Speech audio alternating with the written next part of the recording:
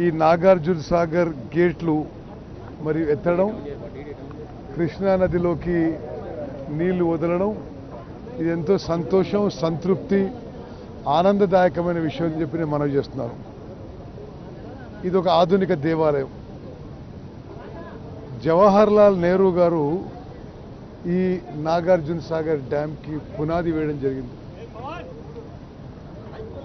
దేశం కోసం ప్రాణాలు అర్పించిన వీర వనిత మాజీ ప్రధాని ఇందిరాగాంధీ గారు ఈ యొక్క ప్రాజెక్టు ప్రారంభం చేయడం జరిగింది.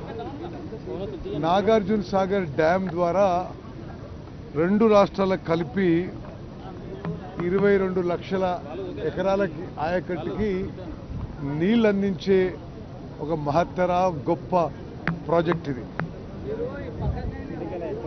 స్వాతంత్రం అనంతరం అధికారంలోకి వచ్చిన కాంగ్రెస్ పార్టీ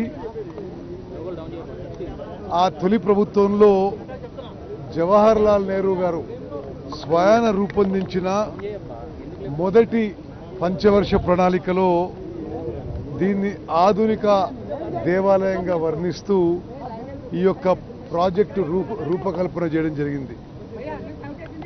నాగార్జున సాగర్ ప్రాజెక్టు ఆయకట్టు విస్తీర్ణం మొత్తం 22 లక్షల ఎకరాలైతే అందులో జవహర్ లాల్ నెహ్రూ గారి పేరుతో ఏర్పడిన కుడి కాలువ ఆయకట్టు 10 లక్షల ఎకరాల ఆయకట్టు, భారతదేశ ద్వితీయ ప్రధానమంత్రి లాల్ బహదూర్ శాస్త్రి పేరుతో ఉన్న కాలువ ఎడమ కాలువ 10.4 లక్షల ఎకరాలకి నీళ్ళు అందిస్తున్న ప్రాజెక్ట్ ఇది.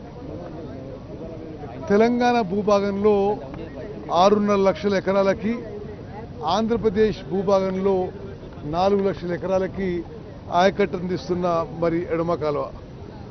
జిల్లాల వారీగా చూసినప్పుడు నల్గొండ జిల్లాలో 1.5 ఎకరాలు, సూర్యాపేట జిల్లాలో 2.3 లక్షల ఎకరాలు, ఖమ్మం జిల్లాలో 2.5 లక్షల ఎకరాలకు కలుపుకొని తెలంగాణ భూభాగంలో 6.5 లక్షల ఎకరాలకు నీరందిస్తున్న అతిపెద్ద ప్రాజెక్టుగా నాగార్జున సాగర్ ప్రాజెక్టు రూపొందించబడింది.